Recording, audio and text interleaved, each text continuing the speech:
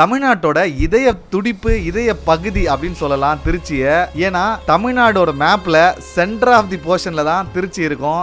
நீங்க தென் மாவட்டங்களுக்கு போகணும்னா திருச்சியை டச் பண்ணிட்டு தான் வரணும். திருச்சிக்கு எவ்வளவோ சிறப்புகள் இருக்கு. திருச்சினா காவிரி ஆறு, திருச்சினா 2000 ஆண்டுகளுக்கு முன்னாடி கரிகால சோழனால கட்டப்பட்ட கல்லணை, அதுக்கு முன்னாடியே இருக்கும் முக்கொம்பு. திருச்சினா ஸ்ரீரங்கம் ரங்கநாதர் கோவில், திருச்சினா மலைக்கோட்டை உச்சிப்பிள்ளையார் கோவில், திருச்சினா இப்ப புதுசா கட்டியிருக்க பிரம்மாண்டமான ஏர்போர்ட் ஸ்டைல்ல இருக்கிற கிட்டத்தட்ட ஒரு மால் மாதிரியா இருக்கும் அவ்வளோ பெரிய ஒரு பஸ் ஸ்டாண்டு. இன்னும் திருச்சிக்கு எத்தனையோ சிறப்புகள் இருக்கு, சொல்லிக்கிட்டே போலாம். அப்பேற்பட்ட திருச்சியில இருக்க மலைக்கோட்டையை தான் நம்ம இந்த வீடியோல பார்க்க போறோம்.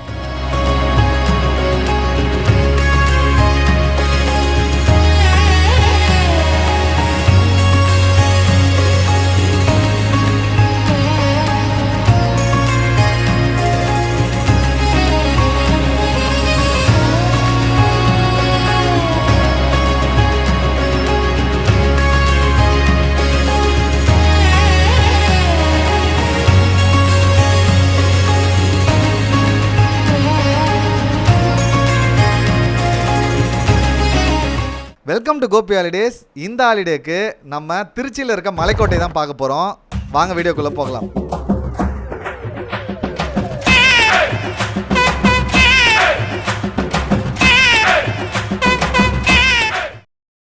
இந்திய மலைகளில் மிக பழமையான மலை அப்படின்னு சொல்ல போனால் இமயமலையை தான் எல்லாரும் சொல்லுவாங்க. இமயமலையை விட மிக பழமையான ஒரு மலைப்பாறை இருக்குன்னா அது இந்த உச்சிப்பிள்ளையார் கோயில் இருக்க இந்த மலைப்பாறை தான். கிட்டத்தட்ட 4 பில்லியன் ஆண்டுகள் பழமை வாய்ந்த இந்த மலைப்பாறையை தான் இப்போ நம்ம சுற்றி பார்க்க போகிறோம். முதல்ல இந்த மலைக்கோட்டைக்கு வரணும்னா நீங்கள் திருச்சிக்கு வரணும். தமிழ்நாட்டோட மையப்புள்ளி தான் திருச்சி. சென்னையிலேருந்து வரலாம். தமிழ்நாட்டில் நீங்கள் எந்த மூலையிலேருந்தும் திருச்சிக்கு ஈஸியாக வந்துட முடியும். அப்படி நீங்கள் திருச்சிக்கு வந்துட்டிங்கன்னா ஏர்போர்ட்லேருந்து ஒரு 10 கிலோமீட்டர்லையும், சென்ட்ரல் பஸ் ஸ்டாண்ட்லேருந்து ஒரு 5 கிலோமீட்டர்லையும், சத்திரம் பஸ் ஸ்டாண்ட்லேருந்து ஒரே 1 கிலோமீட்டர்லையும் இருக்கிறது அந்த மலைக்கோட்டை. இதுக்கு ஆட்டோ, பஸ்ஸஸ், டாக்ஸின்னு எல்லாமே அவைலபிளாக இருக்குது. ஸோ ரொம்ப ஈஸியாக மலைக்கோட்டையை நீங்கள் ரீச் பண்ணிட முடியும்.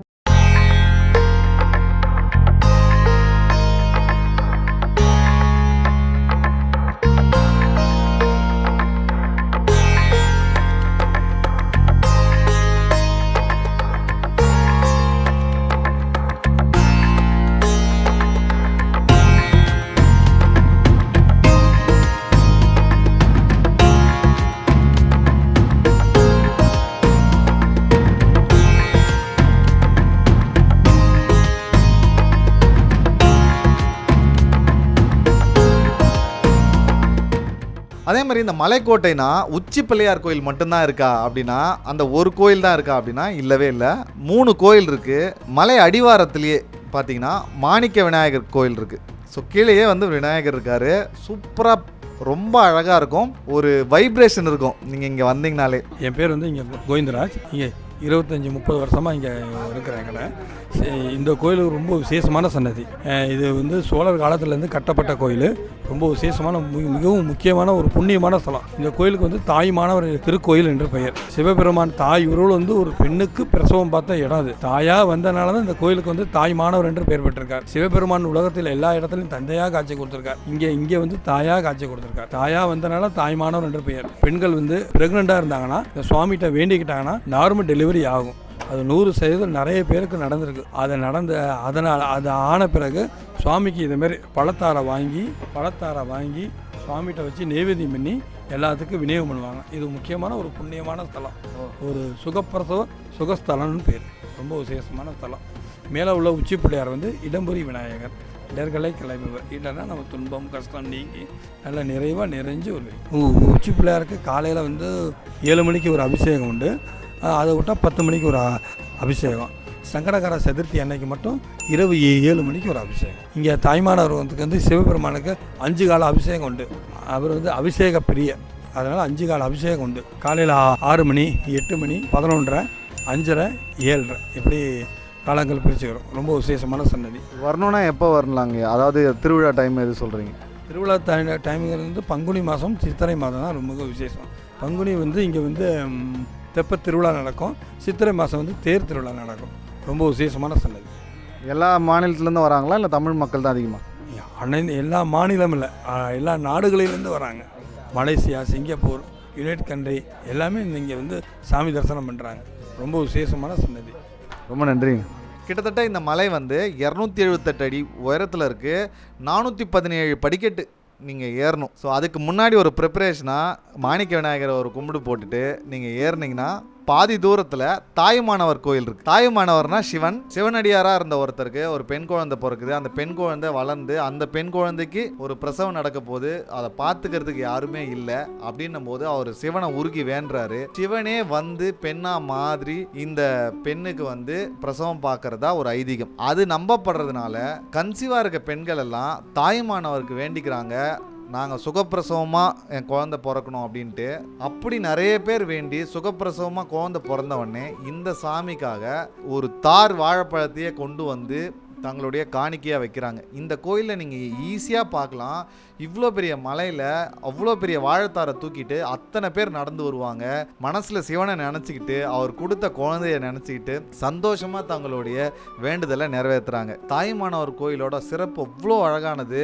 தாயுமானவர் கோயில் வந்து நீங்கள் அவ்வளோ பெயிண்டிங் சூப்பராக இருக்குது. வந்தீங்கன்னா நீங்கள் அதை மெய் மறந்து பார்க்க முடியும். அவ்வளோ அழகாக இருக்குது. ஸோ நம்ம வந்து ஒரு மலைக்கோட்டையில் மலை மேலே ஏறுறன்ற ஃபீலே இல்லாமல் கீழே வந்து மாணிக்க விநாயகர், கொஞ்சம் தூரத்தில் வந்து தாயுமானவர், அதுபோல் மீனாட்சி அம்மா, இன்னும் வந்து நிறைய சாமி. இந்த மலைக்கோட்டை ஃபுல்லாகவே கோயிலாகவே இருக்குது. நீங்கள் பார்த்துக்கிட்டே ஏறலாம் ஒரு கோயிலாக. ஸோ தாயுமானவர் பார்த்து முடிச்சுட்டு நீங்கள் ஏற ஆரம்பிச்சிங்கன்னா உச்சிப்பிள்ளையார் கோயிலுக்கு ஏறலாம். ஸோ அதுக்கு முன்னாடி இந்த ஸ்தல புராணம் அது தெரிஞ்சுக்கணுன்னா, ராமாயணத்தில் ராவணன் கூட ராமருக்கு போர் முடியுது.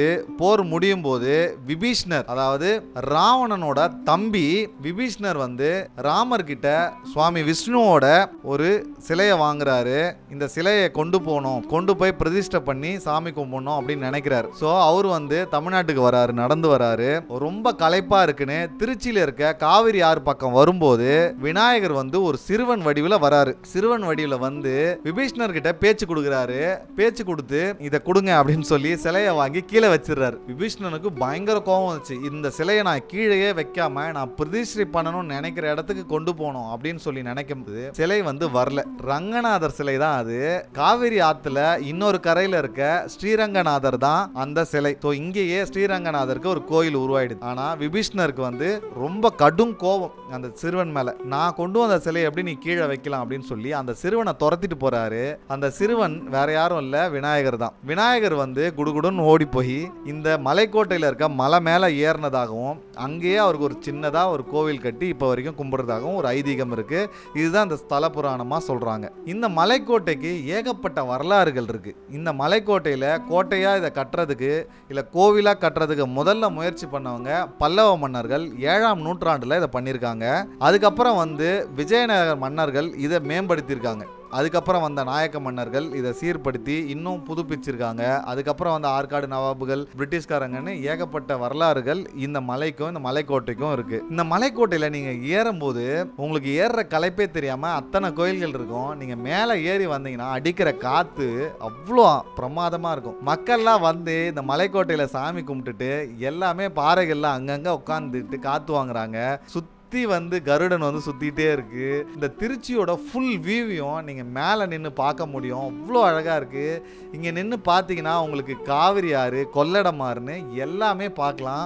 அவ்வளோ அழகா இருக்கும். ஸ்ரீரங்கநாதர் கோயிலும் இங்கேருந்தே உங்களுக்கு தெரியும். இந்த திருச்சி உச்சிப்பிள்ளையார் கோயில் வந்து நம்ம ஏதோ சாதாரணமாக ஒரு பாறையாவோ ஒரு மலையாவோ நினைக்க முடியாது. ஏன்னா இது வந்து கிட்டத்தட்ட 4 பில்லியன் ஆண்டுகள் பழமை வாய்ந்த ஒரு மலை. ஸோ அவ்வளோ சிறப்பு, அவ்வளோ பழமை. இத்தனை ஆண்டுகளாக ஒரு பாறை அப்படியே இருக்குல்ல, அதை சுற்றி ஒரு நகரம் உருவாகி இருக்கு. அது பக்கத்தில் ஒரு நதிக்கரை இருக்கு. நீங்கள் வந்து இதை ஃபீல் பண்ணும்போது இது வந்து ரொம்ப சூப்பராக இருக்கும். மலைக்கோட்டையை வந்து லைஃப்பில் மிஸ் பண்ணிடாதீங்க. அதுவும் திருச்சி பக்கத்தில் இருந்தீங்கனாலோ தமிழ்நாட்டில் இருந்தீங்கனாலோ மிஸ் பண்ணாமல் வந்து பார்க்கக்கூடிய ஒரு இடம்னா திருச்சி மலைக்கோட்டை தான். மலைக்கோட்டை எப்போ வரணும், எந்த டைம் வந்தால் சூப்பராக இருக்கும் அப்படின்னு பார்த்தீங்கன்னா, காலையில் டைம் ரொம்ப ப்ளசண்ட்டாக இருக்கும். 6 மணிலேருந்து 9 மணிக்குள்ளே வந்தீங்கன்னா வெயில் கம்மியாக இருக்கும்.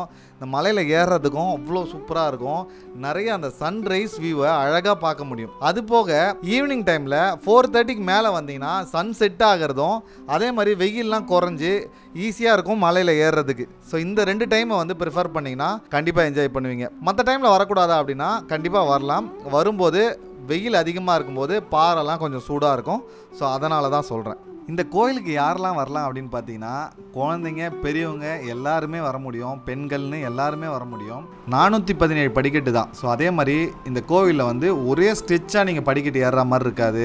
ஒரு இடத்துல வந்து விநாயகர் கோயில் ஸ்டார்ட் ஆகும், கொஞ்சம் ஏறினீங்கன்னா முருகர் கோயில் வரும், திருப்பி வந்து ஒரு சிவன் கோயில் இருக்கும், 100 கால் மண்டபம் இருக்கும், அதை பார்க்கலாம். அதுக்கு மேலே கொஞ்சம் ஏறினீங்கன்னா ரெஸ்ட் எடுக்கிறதுக்கு ஒரு இடம் இருக்கும், கொஞ்சம் நேரம் உட்காந்துருக்கலாம். தாய்மானவர் கோயில் இருக்கும், மீனாட்சி அம்மன் கோயில் இருக்கும். ஸோ உள்ளுக்குள்ளே வந்து கோவில்கள் இருந்துகிட்டே இருக்கும். அதனால் நம்மளால் ஏற முடியுமா அப்படின்ற எண்ணம்லாம் வேணாம். ரொம்ப ஸ்டீப்பாலாம் இருக்காது, அங்கங்கே கொஞ்சம் கொஞ்சம் இருக்குமா கண்டி, ஏறவே முடியாது அப்படின்ற அளவுக்குலாம் இருக்காது. அதே மாதிரி அங்கங்கே ஜன்னல்கள் இருக்குது, நல்ல காற்று வசதி இருக்கும், ரொம்ப சில்லுன்னு தான் இருக்கும். கையில் வந்து முடிஞ்ச வரைக்கும் ஒரு கொஞ்சம் வாட்டர் பாட்டில் எடுத்துகிட்டு வந்துடுங்க. எப்படியா இருந்தாலும் மேலே போனீங்கன்னா கொஞ்சம் வெயில் வரும்போது தாகம் இருக்கும். மேலே போனால் எதுவுமே இருக்காதா அப்படின்னு நினைக்காதீங்க. மேலே கடைகள் இருக்குது, ஜூஸு கூல்ட்ரிங்க்ஸு எதுனாலும் வாங்கி குடிக்கலாம். இல்லை வீட்டுக்கு ஏதாவது தேவைன்னா ஏதாவது ஒரு பொருளை வாங்கிட்டு வரலாம். ஸோ சின்னதாக கடைகளில் ஒரு 2-3 கடைகள் இருக்குது. ஸோ அதனால் தண்ணியில் கண்டிப்பாக கொண்டு போனோமா, போகிற பாதையில் தாகமாக இருக்குன்னா கொண்டு போகலாம். குழந்தைங்கள வச்சுருக்கீங்கன்னா தண்ணி கொண்டு போங்க. அதே மாதிரி ஃபோட்டோகிராஃபி வீடியோகிராஃபிலாம் கோவிலுன்றதுனால அலௌட் இல்லை. ஸோ அதுவும் குறிப்பாக வந்து நாங்கள் கூட பாறையை தான் எடுத்திருப்போம், சுவாமி சன்னதிகள்லாம் எடுக்கக்கூடாது. அதனால் வந்து நீங்கள் கோயிலுக்கு போனீங்கன்னா பிரகாரத்தை வந்து வீடியோ எடுக்காமல் இருங்க. இந்த உச்சிப்பிள்ளையார் கோயிலுக்கு அடியிலேயே பார்த்தீங்கன்னா பல்லவர்கள் கட்டின குடைவரை கோயிலும் இருக்குது.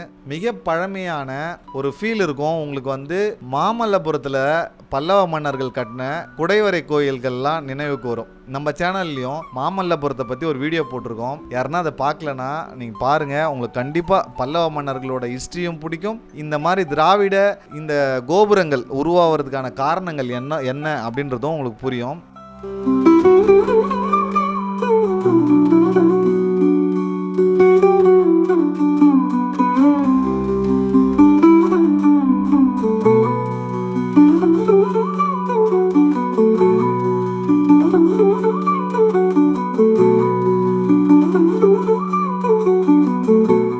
இந்த வீடியோ உங்களுக்கு பிடிச்சிருந்தா லைக் பண்ணுங்க, நல்லதா கமெண்ட் பண்ணுங்க, உங்க ஃப்ரெண்ட்ஸ் அண்ட் ஃபேமிலிக்கு இந்த வீடியோ ஷேர் பண்ணுங்க. நெக்ஸ்டா திருச்சிக்கு மலைக்கோட்டைக்கு யாரெல்லாம் வரணும்னு நினைக்கிறாங்களோ அவங்களுக்கு வீடியோ அனுப்பிச்சு விட்டீங்கன்னா ரொம்ப யூஸ்ஃபுல்லா இருக்கும்.